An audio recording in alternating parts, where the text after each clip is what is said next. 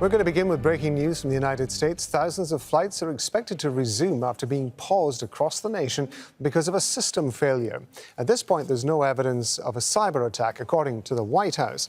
But President Joe Biden's requested a full investigation into the cause. The Federal Aviation Administration, the FAA, has been tweeting updates. The latest post says the FAA is still working to fully restore the notice-to-air mission system following an outage. It's ordered airlines to pause all domestic departures until 9 a.m. Eastern Time. That's 1400 GMT. That's about a minute and a half ago, to allow the agency to validate the integrity of flight and safety information. We've got two correspondents following this story. John Hendren standing by in El Paso in Texas. First, we're going to speak to our White House correspondent, Kimberly Halkett. So, Kimberly, it looks as though they were aiming to have things back on track by about 1400 GMT, say just about a minute or so ago now. Just bring us up to date with what the situation is.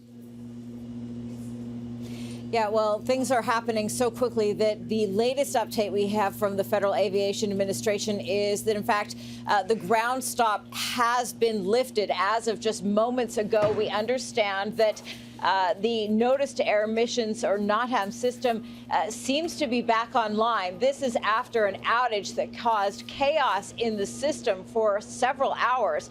What we understand is that the system that allows for pilots to be notified of hazards when they're taking off and landing has now been put back online. So this is going to be welcome news for the thousands of air travelers that have been stranded at airports all across the United States. Now, the U.S. president has been talking about this. He said that he has directed a full investigation by the Department of Transportation.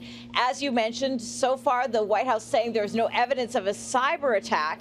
But what we do know is that there is certainly going to be a full investigation of this, because this is critical infrastructure.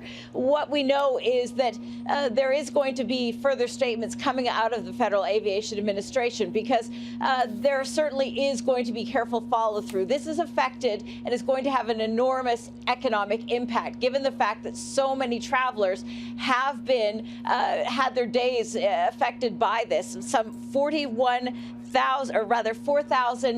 travelers have been affected by this. We know that there have been flights canceled. There have been flights in and out of the United States. And certainly we know that the president has directed the Department of Transportation to investigate. That's our White House correspondent, Kimberly Halkett. Kimberly, thank you very much. We're going to speak to John Hendren. He's joining us now from El Paso in Texas. John, I would imagine that some of those passengers who've been stranded that Kimberly was talking about have been where you are. Just talk us through what's been going on there. Well, it's still quite early in the morning here. We're on Mountain Time, so it's 7 in the morning here, and there were only really a handful of flights scheduled to leave before that time. I checked the board. They are still all listed as on time, although they are in fact late.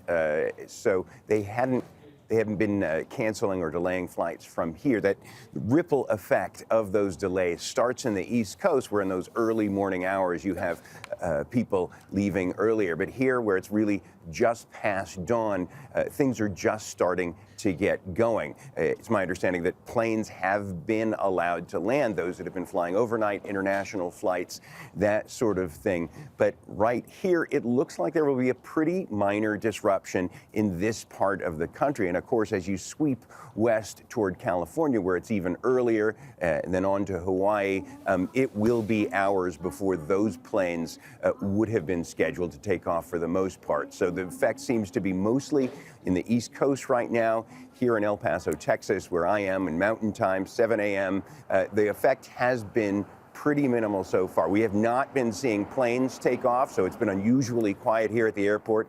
We are near Fort Bliss, a military base, a huge military base, where they have been entirely unaffected. Their planes can take off as they like. But, of course, the military also uses commercial airports, and those soldiers would be impacted. But for now, it seems like the damage here has been relatively limited. John, thank you very much indeed. We're going to be getting an update from the East Coast about how it has been affected so far. But for now, John Hendren in El Paso, thank you.